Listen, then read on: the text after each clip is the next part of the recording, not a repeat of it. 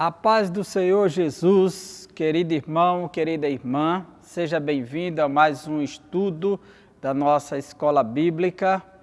Por mais uma sexta-feira que estamos juntos, querido internauta, querido irmão que está no seu lar, você que está nos acompanhando pela primeira vez, muito obrigado. Nós estamos falando aqui da Assembleia de Deus em Santa Rita, na Paraíba, que é liderada pelo pastor Djalma Silva. E hoje vamos estar estudando o tema Como Vencer as Oposições à Obra de Deus. É a 9ª lição de um grande tema que estamos estudando sobre a reconstrução de Jerusalém e tirando grandes lições dos livros de Esdras e Neemias, a lição que foi escrita pelo missionário Eurico Bergstein. Eu sou professor Egivanildo Tavares, seja muito bem-vindo. Nós gostaríamos de introduzir esse trabalho orando, agradecendo a Deus pela sua vida, por este trabalho, por esta oportunidade, por este ministério que tem esta preocupação de divulgar a palavra de Deus, de instruir o seu povo por meio da Bíblia Sagrada, a santa palavra de Deus. Vamos orar, querido irmão. Santo Deus, no nome de Jesus, nós te louvamos por esta noite, por esta oportunidade, por este momento que nos reunimos aqui para estudarmos a Tua Palavra, para aprendermos um pouco mais. E nós precisamos da Tua capacitação, da Tua orientação, da Tua bênção sobre a nossa mente, o nosso coração, as nossas vidas, para que Teu nome seja glorificado em todas as coisas.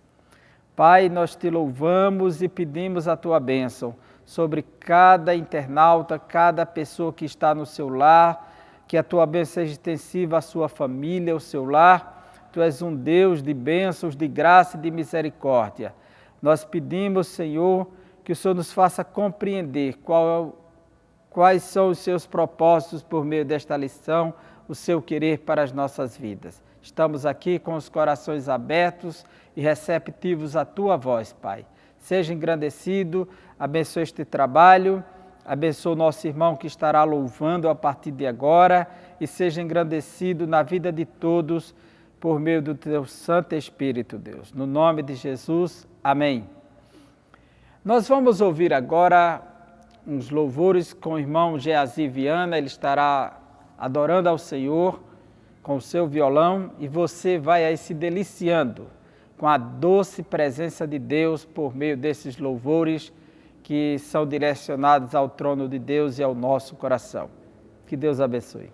Graça e paz, boa noite, a paz do Senhor para os irmãos. Que bom, chegou sexta-feira novamente. Que bom. A gente passa a semana toda só esperando, ansioso esse momento, porque é um momento glorioso, onde o Senhor ele tem preparado para nós grandes lições, mensagens profundas que edifica a alma e que faz você andar com mais segurança, porque a palavra do Senhor, ela é caminho altaneiro, é caminho que nos leva a uma plenitude de paz, de alegria no Espírito. Irmãos, nesta noite eu quero desde já deixar um forte abraço e a paz do Senhor para todos os irmãos que estão conosco, os irmãos que estão toda sexta-feira ligadinhos conosco, cultuando a Deus, aprendendo na escola bíblica. Então, hoje não será diferente. Hoje Deus tem algo preparado para você, para nós. Quero deixar também um forte abraço e a paz do Senhor para os irmãos que estão em Aracaju, Dourados, Ponta Porã e outras partes do país e outros estados que estão ligados conosco, prestigiando, aprendendo, ligadinhos conosco. Nesta noite, se acomode, se prepare para aprender de Deus, porque Ele está conosco para nos ensinar. Nesta noite, nós estamos com o nosso professor, o nosso mestre, irmão Egivanildo. Ele trará para nós uma lição, irá explanar tudo aquilo que Deus já colocou no seu coração para nós nesta noite. Nós iremos iniciar desde já com a oração, pedindo a Deus a sua bênção, pedindo a Deus a sua misericórdia, a sua graça, a sua bondade. E iniciando agradecendo a Ele por tudo que Ele fez. Então, curva as suas cabeças, se acomode. E logo após nós iremos louvar com 2 hinos para engrandecer o nome do Senhor, porque Ele merece toda a honra, toda a glória, todo o louvor, toda a nossa dedicação para fazer o melhor para Deus. Curva sua cabeça, ligue-se no céu, que nós vamos agora entrar no tabernáculo de Deus. Vamos lá, vamos orar na presença do Senhor.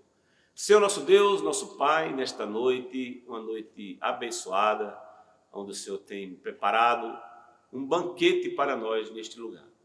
Meu Deus, nós queremos te apresentar a nossa adoração, o nosso agradecimento por uma semana de paz, onde o Senhor tem nos guardado, onde o Senhor tem nos protegido, cada um de nós, aqueles que estão em casa, nos outros estados, o Senhor tem estendido a mão com grande bênção, grande vitória da vida, da alegria e da paz. Queremos, Senhor, apresentar o nosso pastor, o pastor Djalma, que é o líder dessa igreja, que o Senhor tem levantado, tem colocado aqui para fazer o trabalho, a obra do Senhor. O Senhor abençoe o pastor Djalma, a sua família, a irmã de Giovanete, sua esposa, e todos aqueles que fazem parte da família do pastor Djalma.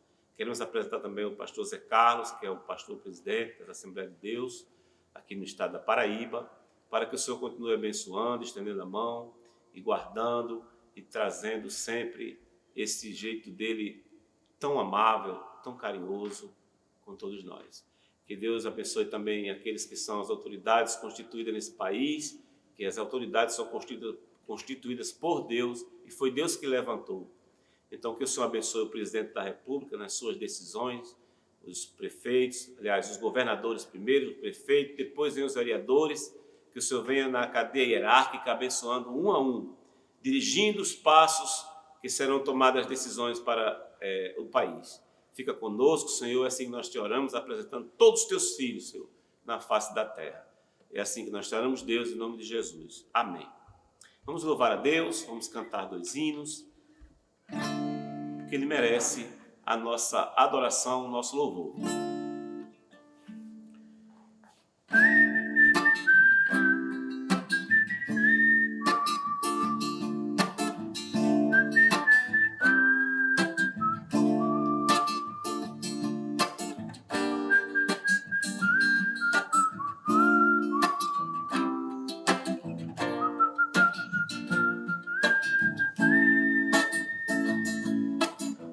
Quando houver maior perseverança na doutrina que Jesus deixou, quando houver sincera comunhão e entre nós houver maior amor, quando houver temor em cada alma, além dos sinais que vão surgir, a nossa igreja terá sido avivada e o mundo inteiro, eu sei, vai reagir. Ó, desperta, Senhor, esta igreja que compraste para ti, com teu puro e santo amor, realiza a obra a começar em mim. Começa em mim, Senhor, começa em mim, começa em mim, Senhor, começa em mim.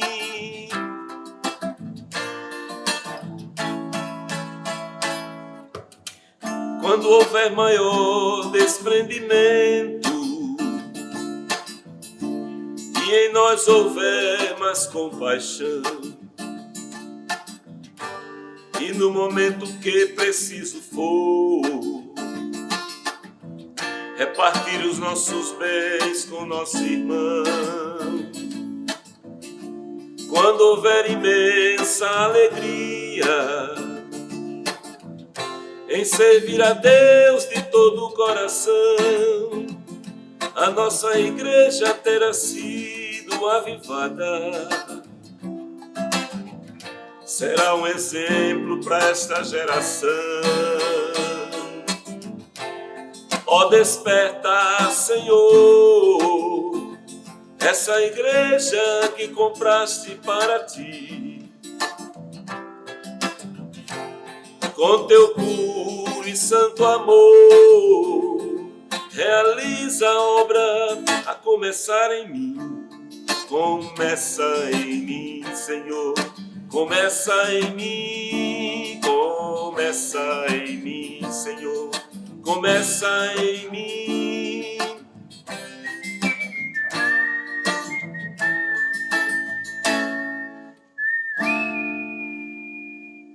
Glória a Deus, que maravilha. Que esse avivamento comece em mim, comece em cada um de nós. O Senhor Ele quer trazer um avivamento para o seu povo. E é o momento do avivamento e Ele já está chegando no meio de nós. Deus é fiel. Vamos louvar a Deus com mais um hino.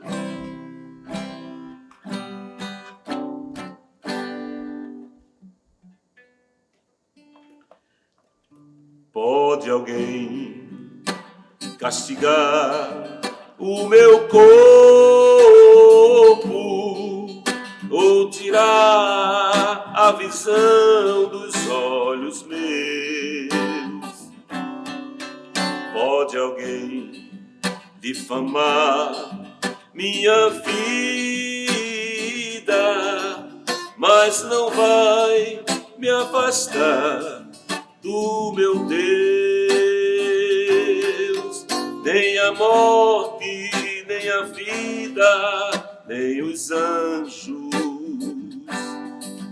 poderão me roubar essa luz. Pode alguém me afastar da família querida, mas não vai me afastar de Jesus. Pode alguém publicar meus pecados ou tratar-me com ódio ou rancor? Pode alguém vasculhar meu passado, mas não vai me afastar do Senhor. Nem a morte, nem a vida, nem os anjos poderão me roubar essa luz. Pode alguém me afastar da família querida, mas não vai me afastar de Jesus. Pode alguém perseguir-me com fúria, que eu não vou pronunciar nenhum ai. Pode alguém me afastar dos amigos, só não vai me afastar do meu Pai. Nem a morte, nem a vida, nem os anjos poderão me roubar essa luz. Pode alguém me afastar da família querida, mas não vai me afastar de Jesus. Pode alguém me afastar da família querida, mas não vai me afastar de Jesus. Amém. Glória a Deus. Deus é fiel. Ainda que se levante tudo ao contrário, Ele estará com você no barco. Vamos louvar a Deus com mais um hino, agradecido a Ele por tudo que Ele fez, né? Em gratidão a Ele, porque Ele merece nosso louvor, nossa gratidão, nossa adoração. Que Que bom que nessa noite foi uma noite de grandes ensinamentos. Guarde a palavra, porque o Senhor tem coisas grandes na sua vida e na minha vida. Vamos cantar a Deus, louvar ao Senhor com mais um hino. O amor de Deus. Medita no amor de Deus. Como o amor de Deus é grande. O amor de Deus brilha em mim, em luz. Desde quando olhei para a cruz e aceitei quem estava lá em dor, era o Cristo de Deus, o Senhor. Era Jesus, o sofredor, seu sangue caía em prova de um grande amor. Em agonia, ali por mim sofria. Jesus, Jesus, Jesus,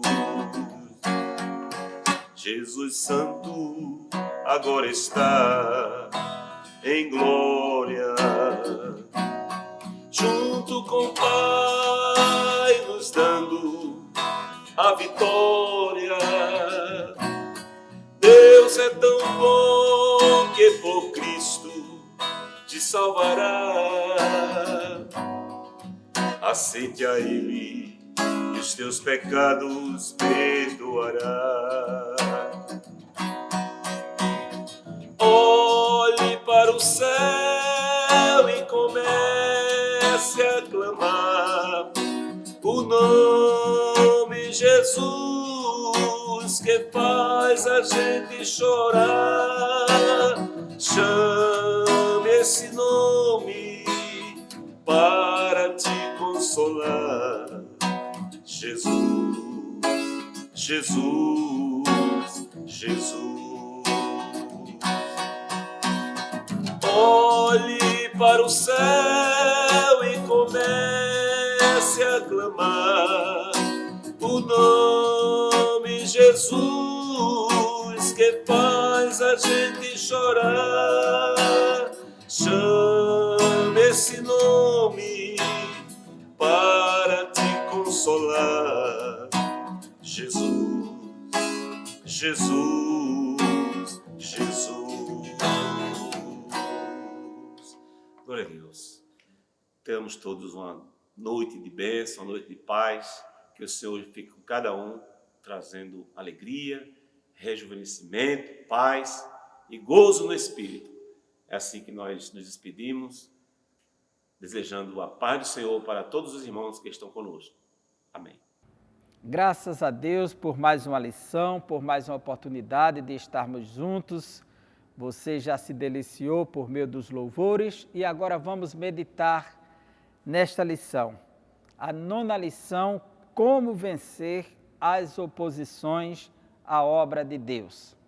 Sabemos que trabalhar para Deus é sempre um grande desafio, pois tem um privilégio na frente, uma responsabilidade por trás e sempre uma oposição que vem através do mundo oculto e invisível que muitas vezes não enxergamos. Então, eis o nosso grande desafio, como vencer as oposições à obra de Deus. Quando a obra é do Senhor, certamente que haverá oposição, porque tudo que é de Deus tem a glória de Deus por trás.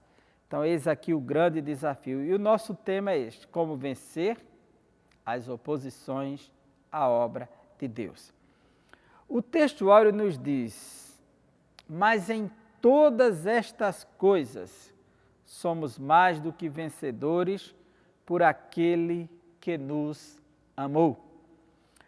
Romanos capítulo 8, versículo 37. O apóstolo Paulo, ele mostra no capítulo 7 da carta aos Romanos como o homem que tenta agradar a Deus por meio da lei e não consegue, por conta da lei do pecado. E mostra no capítulo 8 que a lei do Espírito lhe dá vida para superar e agradar a Deus. E neste capítulo 8 ele nos mostra que não adianta se levantar oposição, acusação contra os escolhidos de Deus, pois é Deus que os justifica. E o apóstolo faz a seguinte pergunta: quem nos separará do amor de Deus que está em Cristo Jesus? É a peste, é a tribulação, é a perseguição, são os principados, é o presente, é o porvir? Nada poderá nos separar do amor de Deus que está em Cristo Jesus. Então ele dá esse brado, mas em todas estas coisas somos mais do que vencedores por aquele que nos amou. Essa é a vitória, é a esperança de todo cristão.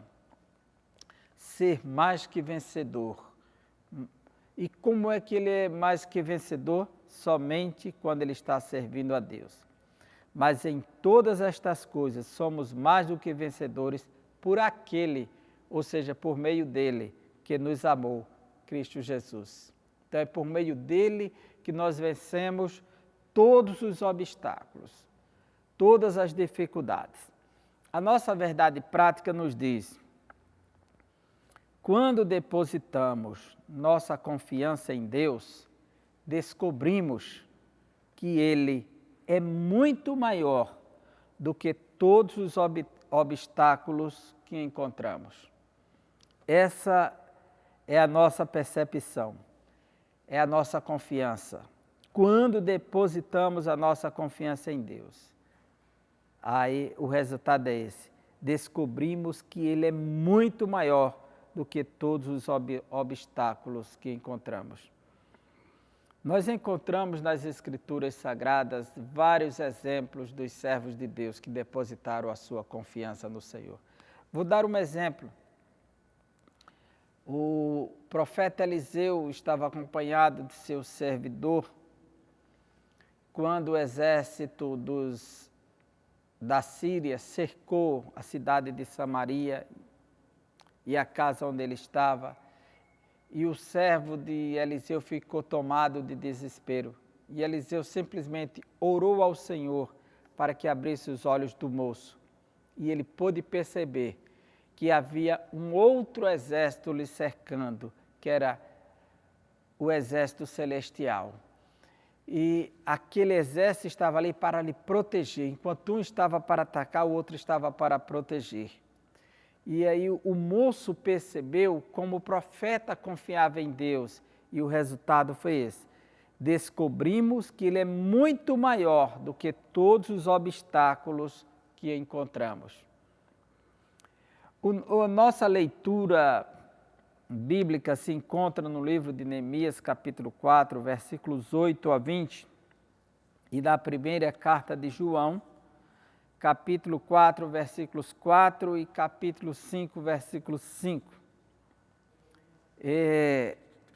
O nosso objetivo geral nesta noite será destacar as medidas adotadas por Neemias a fim de vencer as oposições à realização da obra de Deus.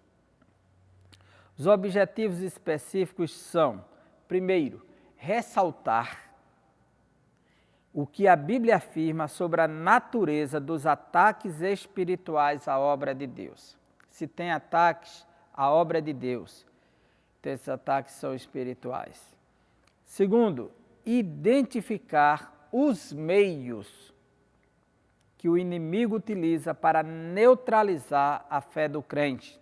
E terceiro, destacar quais armas espirituais Neemias utilizou para vencer as oposições à obra de Deus.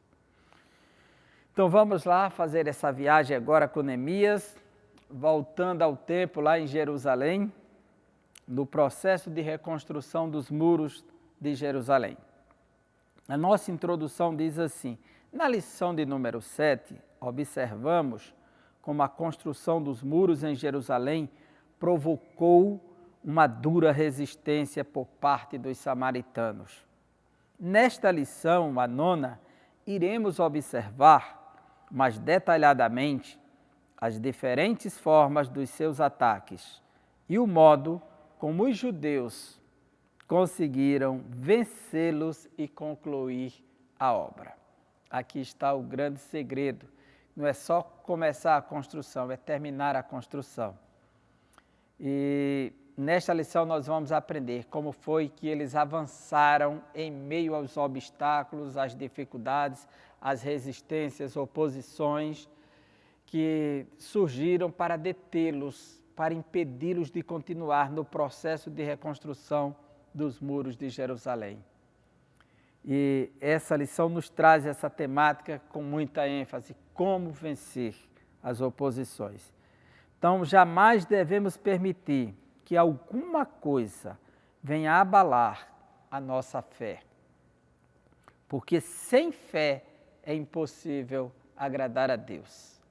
Nós não podemos perder a fé. Há uma canção que diz: se você perdeu tudo na vida, menos a fé, você não perdeu nada. A fé é o combustível, é o fundamento, é a base que nos dá toda a solidez necessária para vencermos. A Bíblia diz que a fé é o firme fundamento das coisas que se esperam e a prova, a evidência das coisas que não se veem.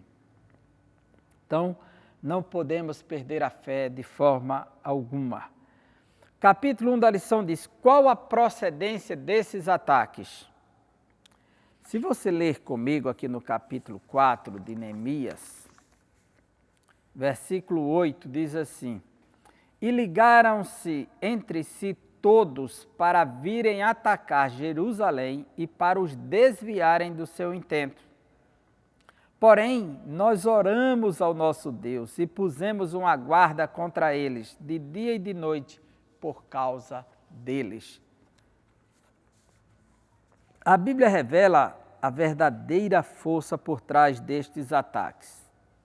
A Bíblia nos diz: não temos que lutar contra carne e sangue, mas sim contra os principados, contra as potestades, contra os príncipes das trevas deste século, contra as hostes espirituais da maldade nos lugares celestiais. Efésios 6 e 12. Portanto, a nossa luta é, antes de tudo, espiritual. Não se trata de uma luta carnal. Deus mandou o profeta dizer a Zorobabel no período da construção do templo. Essa construção que estamos falando é dos muros de Jerusalém. Não é por força nem por violência, Zorobabel, mas pelo meu espírito. Quando ele quis lutar com as próprias mãos, fazer resistência e reagir, fazer a sua própria justiça, Deus disse: não é por esse caminho. Porque a nossa luta é, antes de tudo, espiritual. Os inimigos visíveis são meramente instrumentos do adversário, os quais nos atacam desde que Lúcifer caiu em pecado no céu e foi expulso de lá. Ele tem sido o adversário de Deus e da sua obra. Na primeira carta de Pedro, capítulo 5, versículo 8, ele nos é apresentado como um leão buscando a quem possa tragar em derredor. Está em derredor buscando alguém para tragar, uma presa fácil. Ele fica às espreitas. Você já viu em algum documentário os leões, quando vão atacar os cervos, as gazelas, lá no Seriguete africano?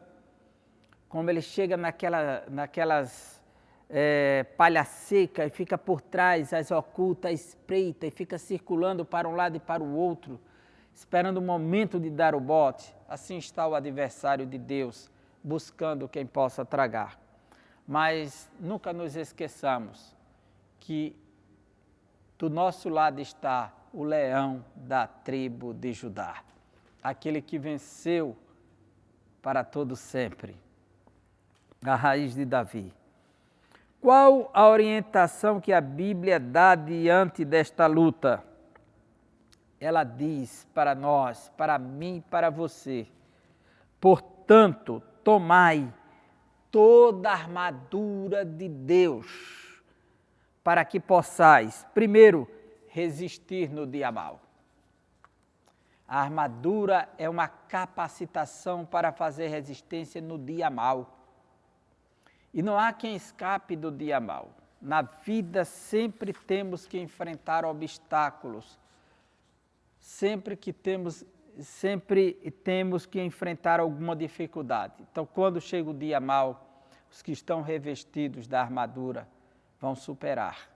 Segundo, tendo feito tudo, ela exige de nós uma realização, tendo feito tudo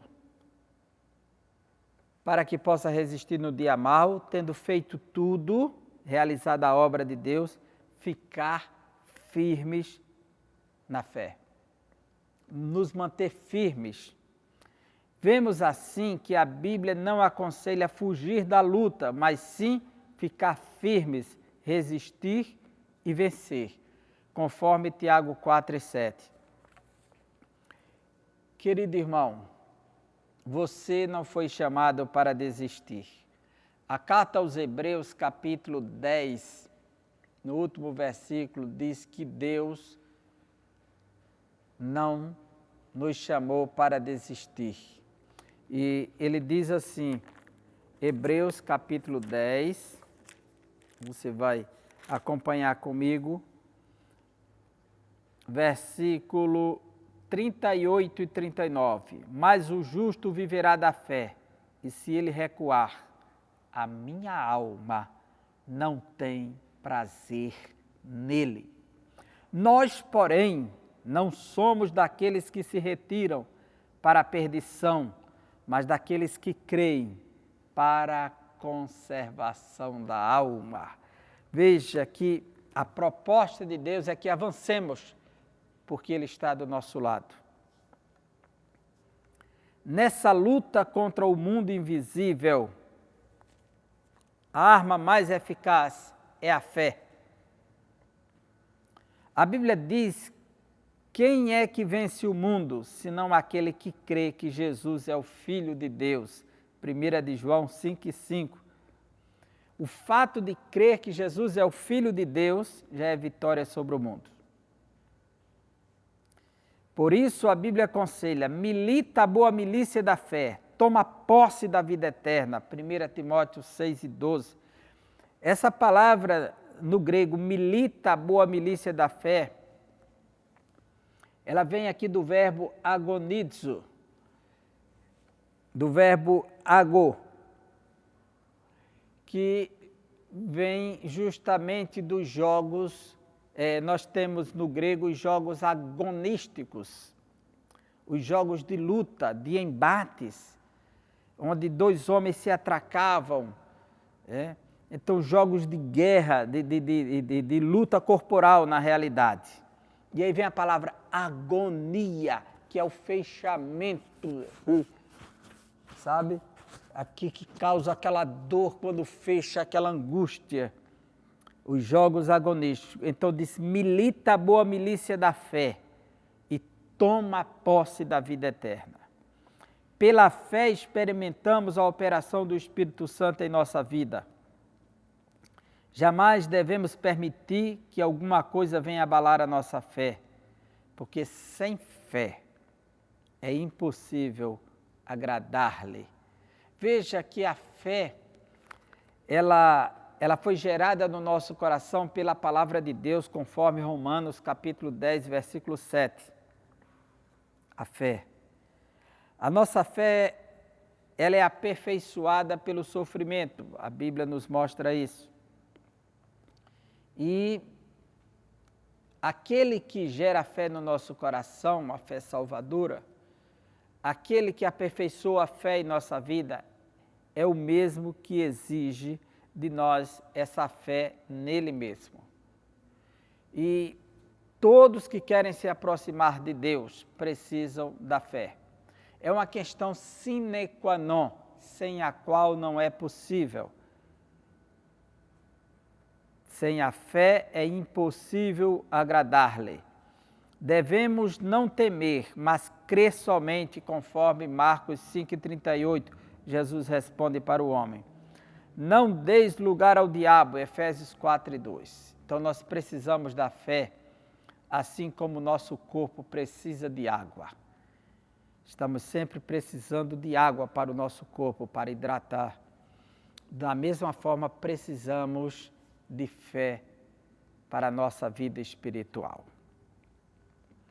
Nessa luta, as armas devem ser espirituais. 2 Coríntios 10:4, que diz que as nossas armas não são carnais, mas sim poderosas em Deus, para lutar contra todo sofisma e aniquilar as obras do mal e levar cativo a Cristo todo o pensamento. Só as armas espirituais atingem e alcançam os reais inimigos, os demônios. As armas carnais só nos prejudicam, pois muitas vezes levam-nos a dar lugar ao inimigo. A nossa luta é, antes de tudo, espiritual. Os inimigos visíveis são meramente instrumentos do adversário, os quais nos atacam. No entanto, as nossas armas também são espirituais, pois não lutamos contra a carne e sangue, mas sim contra as hostes da maldade dos lugares espirituais. O inimigo procura atingir a nossa fé. E por que ele procura atingir a nossa fé? Porque ele sabe, se nós perdermos a fé, nós não vamos agradar a Deus. Porque sem fé é impossível agradar a Deus. É necessário que aquele que se aproxima creia que ele existe, que é recompensador, galardoador daqueles que o buscam. O inimigo ataca com a arma do desprezo. Veja o texto de Neemias que diz, capítulo 4. E sucedeu que, ouvindo Sambalate, que edificávamos o muro, ardeu em ira, e se indignou muito, e escarneceu dos judeus, e falou na presença de seus irmãos e do exército de Samaria, e disse: que fazem estes fracos judeus? Permite-se-lhes isso? Sacrificarão? Acabá-lo-ão num só dia? Vivificarão dos montes do pó as pedras que foram queimadas? E estava com ele Tobias o Amonita, e disse ainda que edifiquem, vindo uma raposa, derrubará facilmente o seu muro de pedra. Veja o ataque do inimigo, a arma do desprezo. Que fazem estes fracos judeus? De fato, em nós mesmos somos fracos. Paulo diz, quando estou fraco, então sou forte. 2 Coríntios 12, 9 e 10. E é na nossa fraqueza que o poder de Deus se aperfeiçoa também. Quando o crente é tentado a se comparar com o inimigo, está em perigo. Foi esta a tentação que derrubou Israel quando os 10 espias disseram: não poderemos subir contra aquele povo, porque é mais forte do que nós. Isso trouxe um desânimo no acampamento, um desespero, uma falta de confiança, o medo tomou conta, uma fobia. Mas a proposta de Deus é que nós nos fortaleçamos nele. Os israelitas recusaram-se a subir, recusaram-se a dar ouvidos à mensagem de fé transmitida por Caleb e por Josué, que dizia: certamente prevaleceremos contra ela. o Senhor é conosco, não os temais, mas eles preferiram a mensagem negativa. A quem você está dando ouvido nesses últimos dias? Aqueles que dizem que em Cristo podemos vencer ou aqueles que dizem que nunca vamos vencer? Aqueles que dizem que você não pode nada ou aqueles que lhe dizem, em Cristo você é mais do que vencedor? Faça a sua escolha, pois a palavra de Deus está diante de nós. O inimigo, ele ataca com o escárnio, é o desprezo e com o escárnio também, o escarnecimento. A Bíblia nos mostra que essa é uma das táticas do inimigo. Trata-se de uma arma que os inimigos da obra de Deus têm usado em todos os tempos. Quando os servos de Deus sofrem escárnio, são tentados a ficarem desanimados. Ninguém gosta de ser escarnecido, ninguém gosta de ser desprezado, ninguém gosta de ser humilhado, ninguém gosta de ser pisado. Mas quem está revestido de Cristo, com a armadura de Deus, com a fé no Senhor, ele supera todos os obstáculos. Não quer dizer que ele não vai sofrer escárnio, que ele não vai sofrer desprezo. Ele pode passar por tudo isso, mas vai vencer. Agora, quando a pessoa se deixa levar, se deixa abater, isso pode trazer uma amargura ao seu coração, pode trazer tristeza à sua alma, pode trazer um quadro depressivo na sua vida. Tenhamos cuidado, porque o inimigo, ele fica buscando um espaço para atingir em algum lugar das nossas fraquezas. Quando os servos de Deus sofrem escárnio, são tentados a ficarem desanimados. Todavia, devemos lembrar de que isso é o que os fiéis sempre tiveram que suportar. Veja o que diz Hebreus capítulo 11, versículo 36. Olha a palavra do Senhor falando aos nossos corações. 11:36. E outros experimentaram escárnios e açoites, e até cadeias e prisões. Foram apedrejados, serrados, tentados, mortos ao fio da espada. Andaram vestidos de peles, de ovelhas e de cabras, desamparados, aflitos e maltratados. Homens dos quais o mundo não era digno. Errantes pelo desertos e montes, e pelas covas e cavernas da terra. E todos estes, tendo tido testemunho pela fé, obtiveram testemunhos pela fé. Nem mesmo Jesus escapou do escárnio. Quantas vezes Jesus foi escarnecido nas Escrituras? Aqui em Mateus capítulo 20, versículo 19. Veja o que diz a palavra do Senhor. Mateus capítulo 20, versículo 19.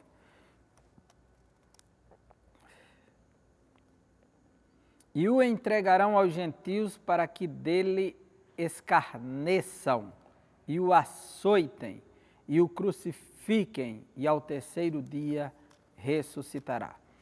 Já estava profetizado que ele seria escarnecido, açoitado. Agora vamos para o capítulo 27, versículos 29 e o 39, que diz assim: E tecendo uma coroa de espinhos, puseram-lhe na cabeça e em sua mão direita uma cana, e ajoelhando diante dele o escarneciam, dizendo: Salve, rei dos judeus! O escárnio, como se ele não fosse rei. 39. E os que passavam blasfemavam dele, meneando a cabeça. Olha só, o escárnio, o desprezo, a pessoa de Jesus. Se você é um servo de Cristo Jesus, fique sabendo que ele já passou por tudo isso. Ele sabe o que é o escárnio, sabe o que é o desprezo, sabe o que é angústia, sabe o que é dor. Ele sentiu na pele. Ele sentiu no seu corpo, então ele te conhece e ele sabe o que você está passando e pode muito bem solucionar o teu problema, a tua dor, sanar e cicatrizar as tuas feridas. Ele disse: se chamaram Beelzebu ao pai de família, quanto mais aos seus domésticos. Se Jesus, o Filho de Deus, foi chamado de Beelzebu, você sabe o que é Beelzebu? É Baal em hebraico, Zebub, quer dizer mosca, o pai das moscas. Era um dos títulos de Baal, que é um dos títulos de Satanás no Novo Testamento. Chamaram Jesus de Beelzebu. Que situação! Isso faz parte da cruz que devemos aceitar quando seguimos a Jesus. Quantos de nós que dizemos assim, eu não levo desaforo para casa, eu não aceito. Quantas pessoas que não admitem alguém lhe ferir por nada nessa vida e quer logo responder à altura e fica se auto-justificando que é o meu temperamento. É como se tudo fosse justificado a partir de seu temperamento. E ao invés de compreender que a sua natureza pecaminosa que precisa ser moldada, transformada, buscar mais de Deus, do fruto do Espírito, ao invés de estar se justificando e tentando justificar seus erros. Jesus disse, se chamaram a Beelzebu, ao pai de família, quanto mais aos seus domésticos. É dizer, seus discípulos iriam sofrer muito mais.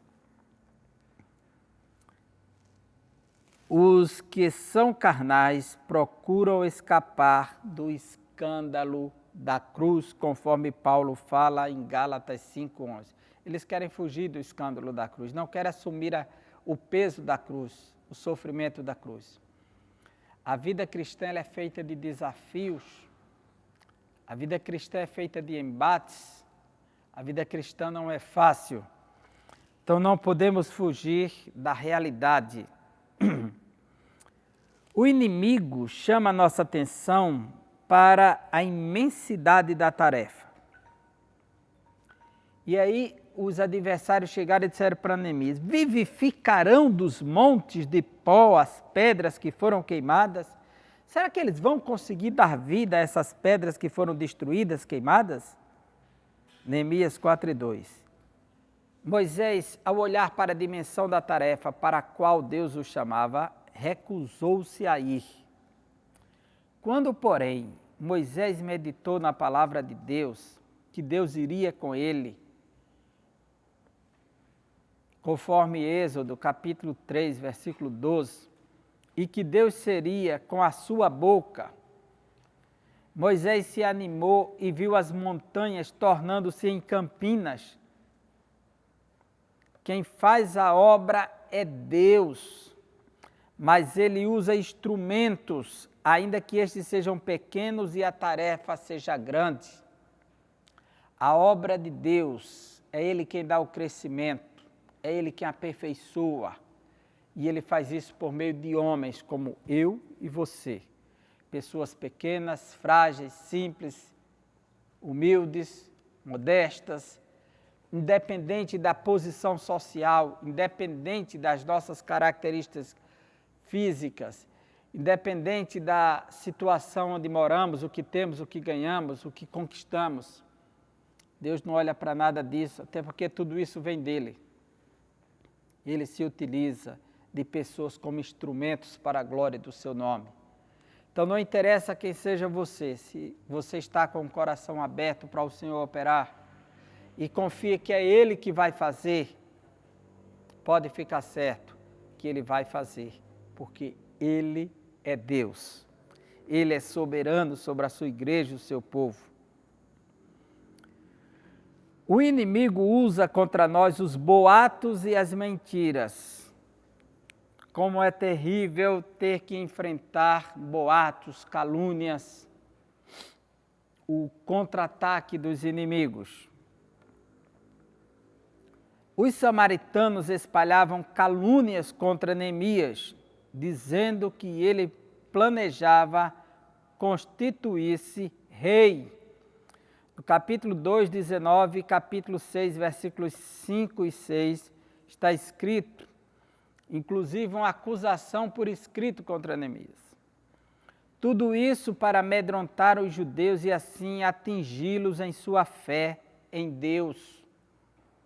Neemias respondeu, de tudo o que dizes, coisa nenhuma sucedeu. Mas tu, no teu coração, o inventas. Capítulo 6, versículo 8.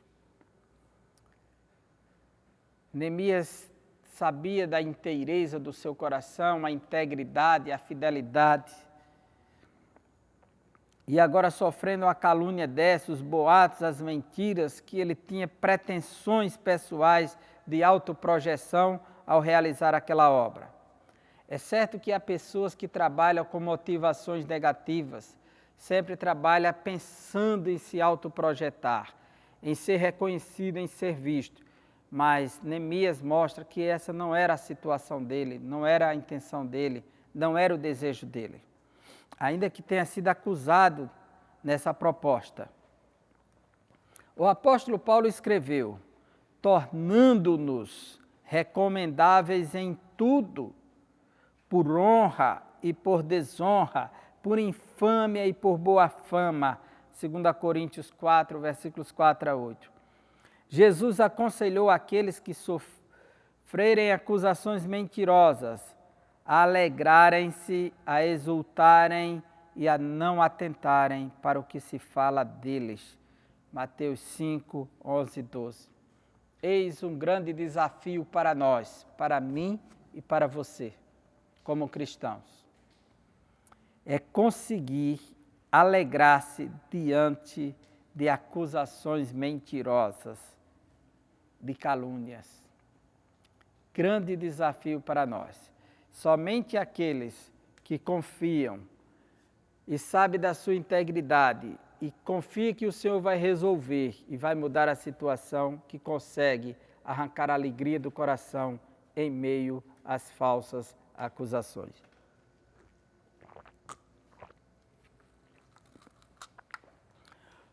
O inimigo usa como arma a astúcia. Os samaritanos convidaram os judeus para juntos se congregarem nas aldeias. Porém, intentavam fazer mal a Neemias, insistiram na proposta, olha a insistência dele, insistiram na proposta, mas o convite foi repetidamente recusado por Neemias. Estou fazendo uma grande obra, não poderei descer. Neemias, por 10 vezes, deu a mesma resposta para eles, 10 vezes consecutivas. Veja quanta opressão, quanta insistência para que eles desistissem. O versículo 12 do capítulo 4 diz, e sucedeu que, vindo os judeus que habitavam entre eles, 10 vezes nos disseram que de todos os lugares tornavam a nós.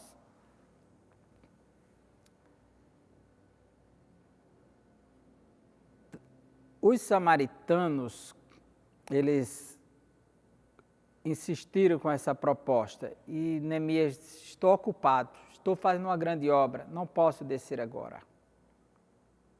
Veja que a motivação de Neemias, o propósito de Neemias, o foco de Neemias era a construção dos muros. Eu não vou gastar meu tempo com coisas desnecessárias.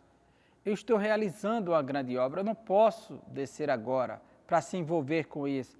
Alguém está te caluniando na internet, nas redes sociais, está compartilhando coisas infrutíferas, deixa para lá, se ocupa com coisas que edifiquem, coisas que te façam crescer espiritualmente, intelectualmente, moralmente, não coisas que roubam o seu tempo e leva você a banalizar a vida. Então se foque naquilo que traz resultados. E Neemias disse, estou realizando uma grande obra, não poderei descer. Quantas vezes pessoas que são chamadas como Neemias para realizar uma grande obra, construir grandes muros, eles se ocupam com tantas coisas que esquecem do muro. Se ocupa com tantas vozes que se esquece de realizar a grande obra. E aí nunca chega ao fim, não se aperfeiçoa e não desfruta das bênçãos de Deus, porque a sua mente está dispersa com outras coisas. Mas que sejamos como Neemias, focados. O inimigo usa como arma as ameaças. Os inimigos dos judeus ameaçaram guerrear contra eles, a fim de espalharem medo e pânico entre o povo de Deus. Porém, Neemias respondeu assim, oramos ao nosso Deus e pusemos guarda contra eles. Os judeus não atacaram os samaritanos, mas defenderam a sua área de trabalho. Primeiro, oraram ao nosso Deus. Segundo, entraram em vigilância. Se estavam ameaçados de morte, de um ataque súbito, iminente, a qualquer momento, então vamos trabalhar, porém armados. Não vamos trabalhar desprevenidos, desatentos, armados. Precisamos estar atentos, trabalhar, mas com a arma de lado. As espadas estavam na bainha, estavam lá todas só esperando o momento certo.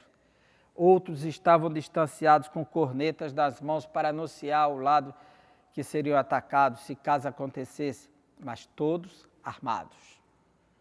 Nós precisamos aprender com Neemias a continuar no serviço com a mão na obra, mas com a arma de lado. Isso aqui é um grande aprendizado para que não sejamos arrastados ou absorvidos pelas ameaças do inimigo ou destruídos em algum ataque porque não tínhamos como nos defender em nosso espaço, em nosso lugar. Síntese do tópico. O inimigo utiliza as ferramentas do desprezo, da mentira e do escárnio.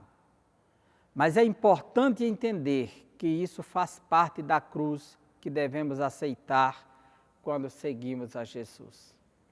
A vida cristã não é um paraíso, até porque Deus não promete nos dar um paraíso aqui na terra. Ele nos promete uma jornada para cima, para os céus. Então, se nós tivéssemos um paraíso aqui, nós não iríamos desejar o céu. Jesus disse, vinde a mim todos que estáis cansados e sobrecarregados, e eu vos aliviarei. Ele disse que iria minimizar o sofrimento, o cansaço, o enfado, o peso. Eu vos aliviarei. Ele disse, vou remover. Se ele removesse, nós iríamos desistir dele, de Deus, da sua palavra, porque estaríamos num paraíso, estaria bom demais para desejar outra coisa. Mas é necessário que haja momentos de dificuldade, de escárnio, de sofrimento, para que possamos sonhar com a justiça, buscar a Deus, buscar a sua vontade, buscar as suas ações sobre nós. Qual o segredo da vitória de Neemias e dos judeus? Os judeus venceram porque tinham certeza de que estavam na vontade de Deus. Você tem certeza que está na vontade de Deus? Neemias disse aos seus inimigos, o Deus dos céus é que nos fará prosperar. Capítulo 2, versículo 20.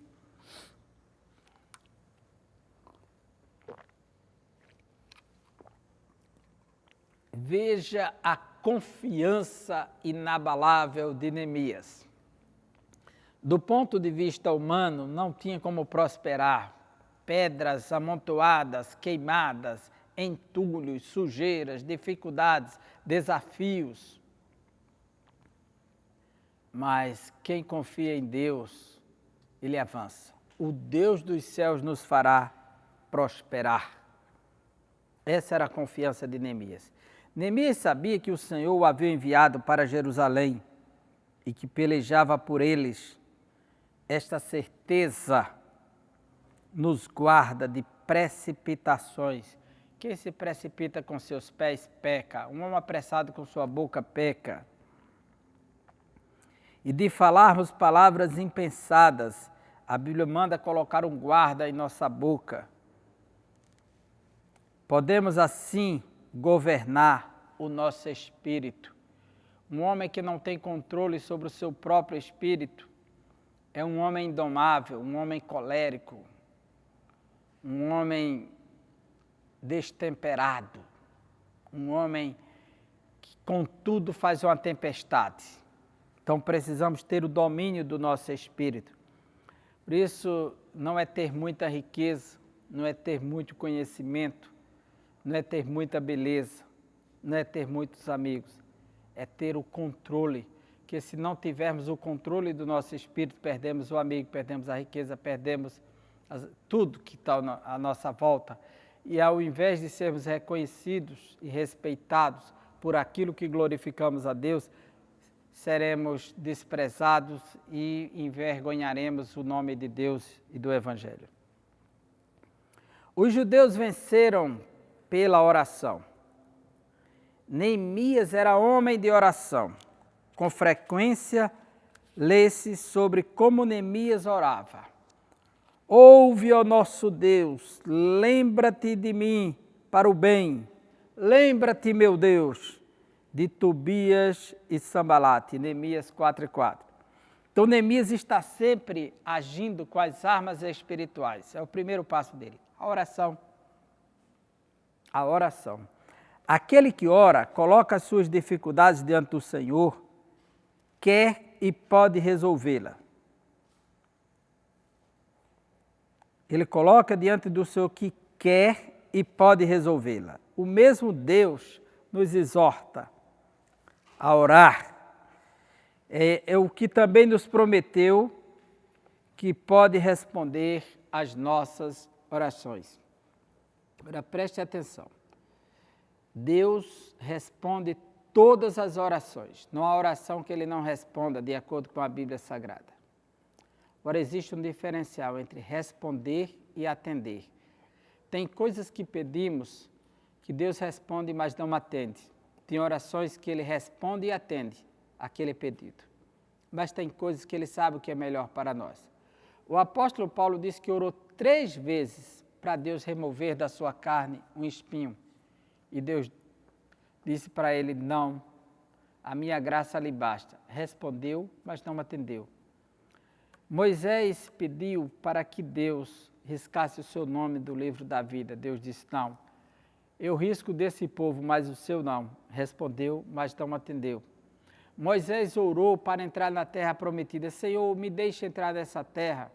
Deus disse, não me fale mais neste negócio, você não vai entrar. Então Deus respondeu, mas não atendeu. E assim tem muitas orações na Bíblia que foram respondidas, mas não atendidas. Então, estejamos sempre conscientes e dependentes de Deus que faz a sua vontade, que é boa, soberana, perfeita e agradável.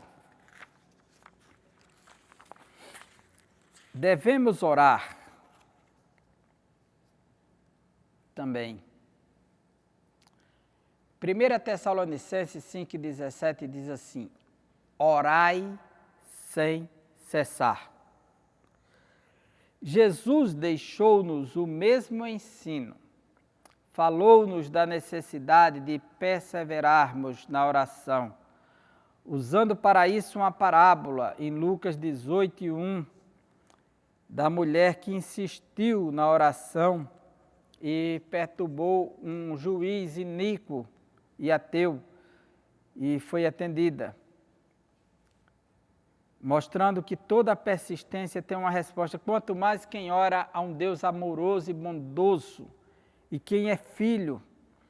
Paulo exortou os efésios a perseverarem em oração e súplica no Espírito, para assim poder vencer todas as batalhas espirituais. Aos Colossenses ele escreveu, oração e súplica. Perseverai em oração, capítulo 4, versículo 2. O que é então perseverança em oração? O que é então perseverança? Primeiro, é impedir que alguma coisa nos estorve a orar, encontrando-nos apenas na oração. Precisamos de uma espécie de autodisciplina ou de controle sobre nós próprios. Se nós não desenvolvermos uma autodisciplina, vamos perder o foco e não vamos conseguir ter uma vida devocional diante de Deus. Marta não dispunha tempo para ficar aos pés de Jesus, porque estava ocupada. Jesus chegou na casa de Marta e Maria e Marta começou a se preocupar em servir, foi para um lado, foi para o outro. Maria não, sentou aos pés do mestre, era uma passagem. Era a última vez que Jesus estaria passando ali por Betânia, pois ele estava indo para Jerusalém. Era a última passagem mesmo, então era uma oportunidade rara e Maria soube aproveitar. Jesus disse que ela escolheu a melhor parte, ninguém poderia tirar dela. Ninguém poderia tirar dela, porque ela soube aproveitar a presença do Mestre. Quando começamos a orar, aparecem muitos obstáculos, mas devemos ser vitoriosos. Aliás, em Cristo somos mais que vencedores. Temos que ter vitória também em nossos pensamentos, porque o inimigo quer nos impedir de orar, fazendo-nos pensar em outras coisas. Como é que ele pode fazer o crente pensar em outras coisas? Ele não atua dentro da mente do cristão, ele não tem esse acesso, pois o corpo do cristão é templo e morada do Espírito Santo. É por meio das coisas externas que vai atrair a nossa percepção por meio dos sentidos visuais.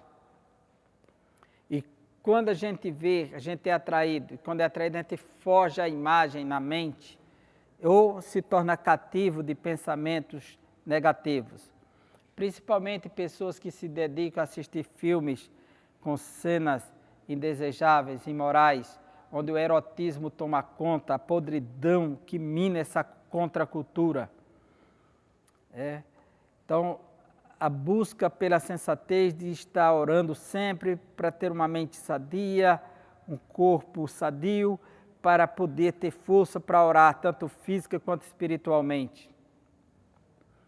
Segundo, o que significa perseverança em oração? É persistir em orar, ainda que o diabo procure tornar pesada e difícil a oração. Daniel orou 21 dias e veio a resposta. E então ele soube que a resposta demorara, porque os espíritos malignos tinham impedido a resposta. Em Daniel, capítulo 10, nós temos um quadro aqui, claro, dessa batalha espiritual em relação à oração. Jesus mostrou a mesma verdade na parábola sobre a viúva, que teve que insistir na oração. Daniel orou e no mesmo dia Deus enviou a resposta, porém houve um bloqueio na esfera para que a oração, a resposta de Daniel não o alcançasse. Obstáculos no meio do caminho, no mundo espiritual. Mas chegou, porque ele perseverou orando. Se não chegou no primeiro dia a resposta, orou no segundo, no terceiro, no quarto. A Bíblia diz que o profeta Elias, ele ora por 7 vezes e Deus manda a resposta. Então é orar até que venha a resposta. Devemos orar até que. Jesus orou 3 vezes sobre a mesma coisa no Getsêmani. E Paulo também orou 3 vezes até que Deus lhe respondeu, mas não atendeu, o caso de Paulo, né? 2 Coríntios 12, 8 e 9. Elias orou 7 vezes para que chovesse, e choveu. E os discípulos perseveraram em oração até que o fogo caiu, lá em Atos capítulo 2. É uma prova de que o espírito de oração opera em nós. Essa expressão espírito de oração é uma forma de expressar o espírito que opera na oração e com oração, o Espírito Santo. O Espírito Santo ora em nós enquanto trabalhamos. Está escrito em Romanos 8:26 que ele intercede por nós com gemidos inexprimíveis. O Espírito Santo que trabalha e que ora em nós, que traduz para Deus aquilo que não conseguimos dizer, que consegue colocar diante de Deus o que as nossas palavras não conseguem dizer nem expressar. O Espírito Santo não se preocupa acerca da posição de nosso corpo, isto é, se estamos ajoelhados, deitados ou em pé. Isto é, o segredo de estarmos sempre orando, em todo tempo, em todo lugar. Não exige que, para que uma oração seja respondida, a pessoa esteja de joelho ou com a face no pó. Não, depende da circunstância. O importante é que esteja sempre orando. Dá liberdade ao Espírito e ele levar-te-á para esta gloriosa vida de oração. Aleluia! A vitória é nossa pelo sangue de Jesus.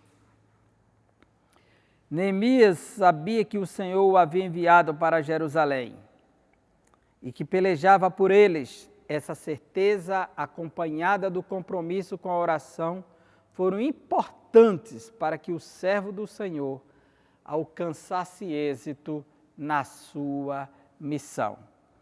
Que nós possamos aprender com Neemias como vencer as oposições à obra de Deus. Alguém que orou a Deus no momento da peleja. Alguém que se equipou com as armas e com as ferramentas de trabalho. Ele não deixou de trabalhar e nem foi para a guerra. Ele ficou trabalhando e com as armas de guerra. Se houvesse necessidade, que ele guerreava. Tem pessoas que abrem mão do trabalho e vai para a guerra. E não era para ir para a guerra. Ele ficou no seu lugar, que se atacasse lá, ele respondia. Armas de defesa e de ataque se fosse atacado.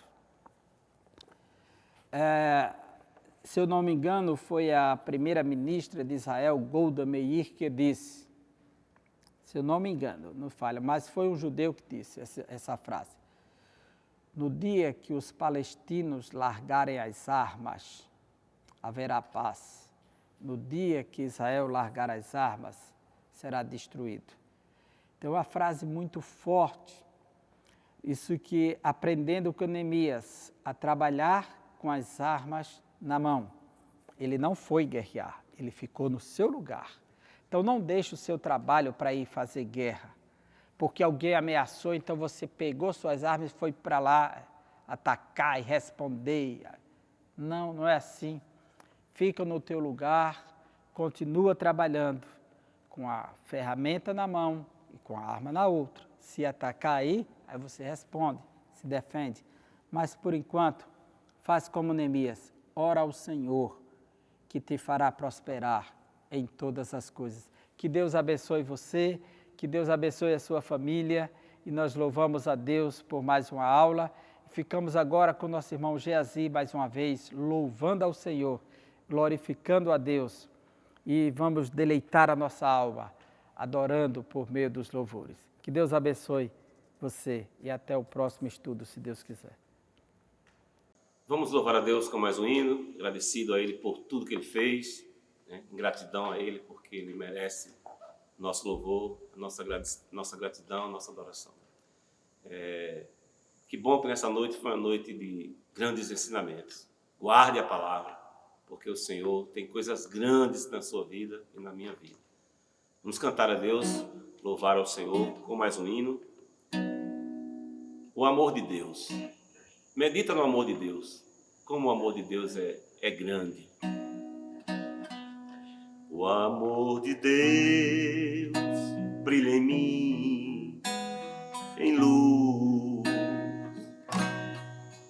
Desde quando olhei para a cruz e aceitei quem estava lá em dor,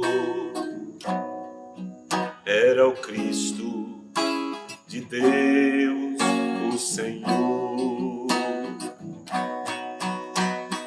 Era Jesus, o sofredor, seu sangue caía em prova de um grande amor. Em agonia, ali por mim sofria. Jesus, Jesus, Jesus,